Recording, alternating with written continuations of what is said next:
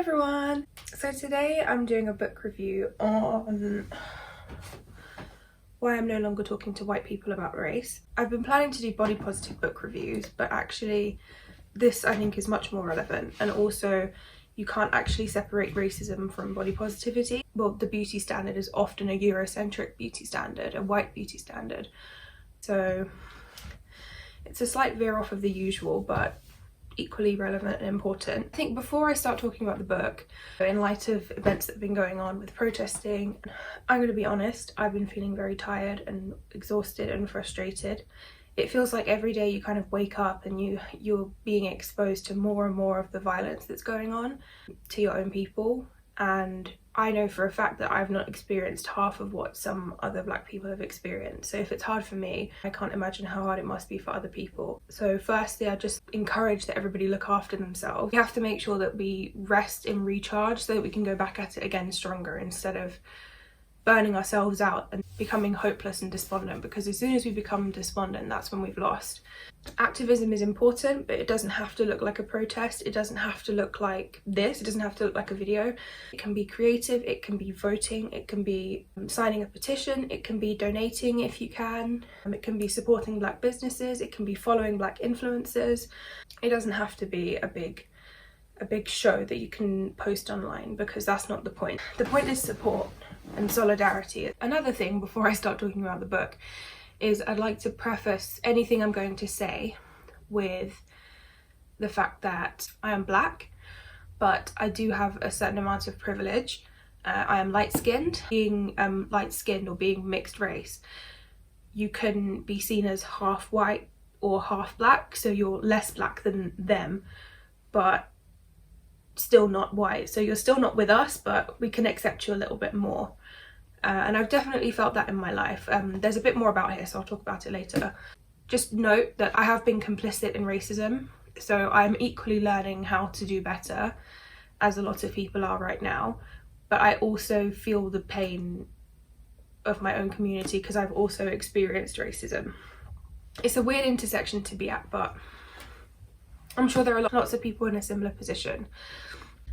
Also, if you're watching this video and you are going to be uncomfortable with me talking about racism being systemic, a system of white power, if you're uncomfortable with me using the word white, if you're uncomfortable with that, well, good, because black people don't get uncomfortable with being called black, and they're the ones who have had it used against them.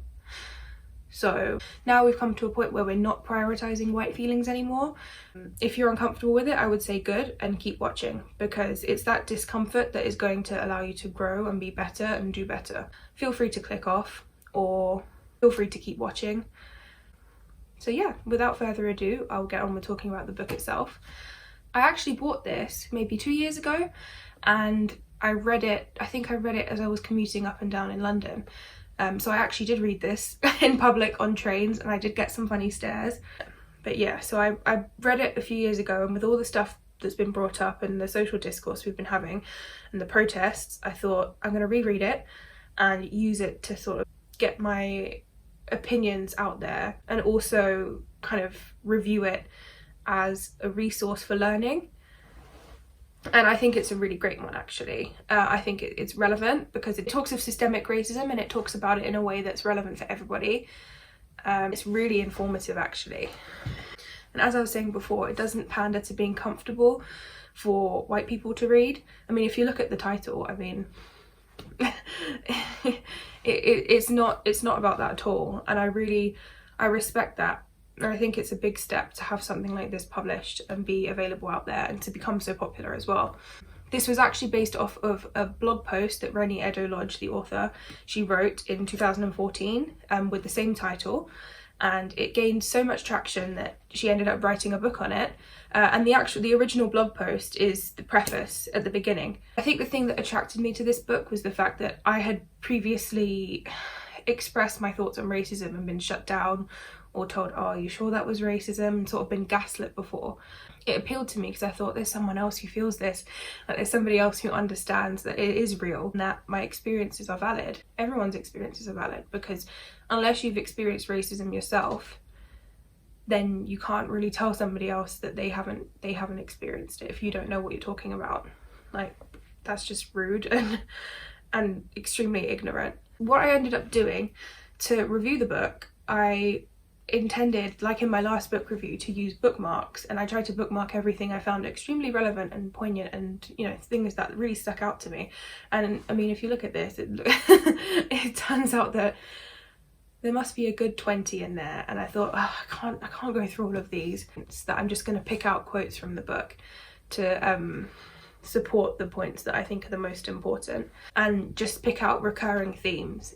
The first theme that I wanted to talk about was the fact that racism equals white power, and the reason that so many white people feel uncomfortable about it, feel uncomfortable admitting it's there, is because it's uncomfortable to admit that you have unearned power, that you have privilege, and that it's hard to let go of it, A, because there's a certain level of guilt there that you have something that you've not earned, and number two, there's also letting go of a system that benefits you. I don't think anybody can argue that racism does not benefit white people. There's no way you can say that. I can understand why you would want to hold on to something that's bolstering you up and keeping your voice heard and keeping your life chances better, because everybody wants to do well, but it's not fair. It's not fair that that has to result in people dying and people being sick and people being put in jail and enslaved. Yes, slavery may have been abolished, but modern day slavery is real. Look at prisons, look at poverty. I can't even go there. And Reni Eddo-Lodge actually talks about this on page 2 of the book. I told you she wasn't beating around the bush. She says that racism it's about much more than personal prejudice. It's about being in the position to negatively affect other people's life chances. Another point that I wanted to make under just the general topic of sort of white power and racism is that it's not a good versus evil topic. Reni Eddo-Lodge actually says this on page 81. Structural racism is never a case of an innocent and pure persecuted person of colour versus white people intent on evil and malice. This is another thing that I think stops a lot of white people from seeing racism as for what it is, because we see a lot of police brutality and extreme acts of violence. We see extremism basically, and that's our standard of racism, and it shouldn't be. But it's not a matter of good versus evil, good and bad, black versus white. It's a lot more nuanced than that. The next topic I'm going to speak about is police brutality and just the police in general. A lot of people have come to me recently and have asked me, why don't you like the police? The whole idea of the police, they're supposed to protect people, but I don't feel protected by them. People of colour don't feel protected by them. Black people do not feel protected by the police. And I think the reason that people find it so hard to understand is because they don't realise that there are two different systems. There's a system for white people and there's a system for people of colour. Now, if you've only experienced one half of that system, then you're not going to understand. You're not going to see, you're not going to understand, you're not even going to realise that that other side exists. I mean, Reni Eddo-Lodge calls it two-faced in here, and it's true. It's like two separate bubbles that people don't ever get to see sides of. Even to the point that our parents raise us, always get a receipt when you go to a shop, always get a bag to prove that you bought the thing so people don't think you lied. Even my own dad and an uncle of mine were talking about how if the police pull you over, put your hands outside your window so that they know you're not reaching for a gun, because of course you'd have a gun because you're black.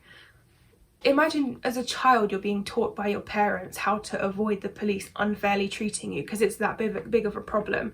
But I think some white people so badly want to believe that the police are fair and they're doing a good thing for us. No, they're doing a good thing for you, not for me and for black people. It's a completely different experience growing up in a world when you're black versus when you're white. I was speaking about parents teaching us how to handle and speak to the police, but they even encourage us to overcome that racial injustice by being educated and going to university so that we can have a degree, and that no matter what anyone says, we'll be so qualified and so educated that nobody can say no to us. Unfortunately, that's just not the case. The fact that more black people than white people go to university and get a degree, yet there's a very tiny proportion of black people that get into the top 4 universities in the UK. I think that says enough, to be honest. There's a really good story in here actually. It's like a hypothetical story, but it outlines facts about going through the life of a black boy and sort of assuming, oh, if he goes to secondary school he'll experience this, and when he goes to university he'll get this, and when he goes to work. If you haven't grown up black or as a person of colour, then I think it's a really good story to give you a flavour of what people really go through and the fact that our chances really are limited. Another thing that I wanted to speak of was racial gaslighting, and I think a lot of racism is covert, and the analogy that I like to use to kind of describe how it's structural and how there are bits you can see and bits you can't see is a system is like a tree, and you see the trunk and you see the branches and you see fruit forming on the ends of the branches. Only when one of those apples falls to the ground, so for example somebody is murdered by a policeman, you see that apple fall to the ground and you think, wow, this is really bad, all the fruit's falling off the tree. But that's not it. It's ingrained, it's in every single branch, it's in the roots. And when you think about a tree, the roots are massive. They spread sometimes further into the ground than the tree itself sprouts up. So what we can see with police brutality and with the statistics and figures we have are just the things that we can measure. It's just that tree that we can see, or the branches that we can see. Whereas in fact at the root there are so many more things that we need to uproot. We're picking off branch by branch, and eventually, hopefully, that tree will be gone and we'll be able to hopefully live in a better world. Use that analogy, but I think some people still don't get what it is. They're kind of individual experiences that often people say, are you sure that was racist? And, oh, are you sure it's not something that you did wrong? If you've ever spoken about racism where you've been the only person of colour in the room, I think you'll know the feeling. And Reni Eddo-Lodge actually speaks of it. She says that you can be scared for your social position and scared for your physical safety if you speak up too much about racism. And that's so true, because the amount of times when I've spoken about it and felt like I've been seen as less of a person or been seen as an angry black woman, it's kind of heartbreaking, but it also can trick you into feeling, oh, maybe I am a bit emotional. It's gaslighting, it's manipulating somebody. There's a quote in this book that says, the courts would say that if you don't experience racism in the same way as a black man does, or sexism in the same way a white woman does, then you haven't been discriminated against. Which I think speaks to the fact that we all have different experiences, and that's okay and that's fine and they're all valid. Actually, on the topic of microaggressions as well, think about it. Why are people of colour called immigrants when they move to a different country? But why are white people called expats? Why? There is literally no difference in those two groups apart from the fact that one is people of colour or black people and the other one is white people. So yeah, please stop using the word expat. Your silence will not protect you. And I thought about that a lot actually as I was deciding to film this, because I know that future employers can look at this and think, oh, she's a bit outspoken, don't know about hiring her. But I also feel like it's worse to not speak out and to not try. That's why I've decided to speak out on this. The very, very, very last thing I have to say, the experience of being mixed race. It is actually spoken about in this book, and the account of somebody who, for the sake of the book, is called Jessica, is written. Jessica talks about sort of her experience of feeling strange and feeling out of place, and I can totally relate to that because I've felt that pretty much all my life. I mean, when I went to primary school, out of a class of 30, I think I was 1 or 2. In the first at least 3 or 4 years, I was one of, I think, 2 children who weren't white. People always used to say, oh, your brother and sister. I mean, I am black and he was Filipino. We looked nothing alike, but people always used to be like, oh, your brother and sister, oh, you're gonna get married. I mean, I know they're children, but the fact that from that young age, that the idea of the 2 children of colour, that we didn't have any other options, we couldn't pick from any of the white children, it was always between us that we had to choose, and we were in our own separate bubble. That was definitely, only looking back at it now do I realise how weird that was, and even in secondary school as well. But I definitely felt out of place, and Jessica talks in here about the feeling of on page 107 about not being black enough. And I felt that as well, because I never felt involved or included in black spaces. And for a while I felt very sorry for myself about this. I felt, oh, I've never been included, I've been stuck between two worlds.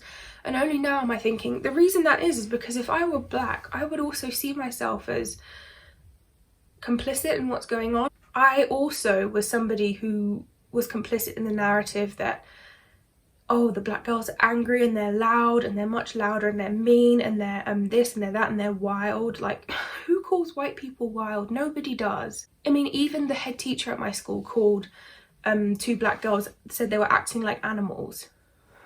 But yeah, I've been really complicit in it, and actually the experience of being mixed race is different for everybody, depending on a variety of factors in your life. But for me, I can definitely say it's benefited me, and it's given me a lot of privilege, because I've been able to actually infiltrate white spaces, which I guess is a power, and that puts my voice above other people's. And if you're in a similar situation where people have said to you, oh, I know you're brown or black, but you're not like them, you don't speak like them, you don't act like them, then reflect on it, but use it to get into those white spaces and, you know, make some waves, because that's what we need to be doing now. So I don't think I have anything else to speak about really on the book. I think I've exhausted myself in talking about race over the past however long. Let me know if you've read it, if you plan on rereading it, or if you want to get your hands on it when it's eventually not sold out everywhere. And I hope that was useful and fairly enjoyable, and gave a bit of a perspective on sort of my views on race and my experience of it. As I said, racism affects us all differently, and each experience is valid. Equally, where you have privilege, you should use that extra energy that you have and take the onus off of black people to do the work, because at the end of the day, racism is not a black problem, it's a white problem, and we can't do all the fixing from the outside. We need people to understand and to help us do the work. On that note, I'll say thank you for watching. Let me know what you thought in the comments. I'm gonna have a nap because I'm tired. But yeah, love, power and bopo from HannahMaria. Bye!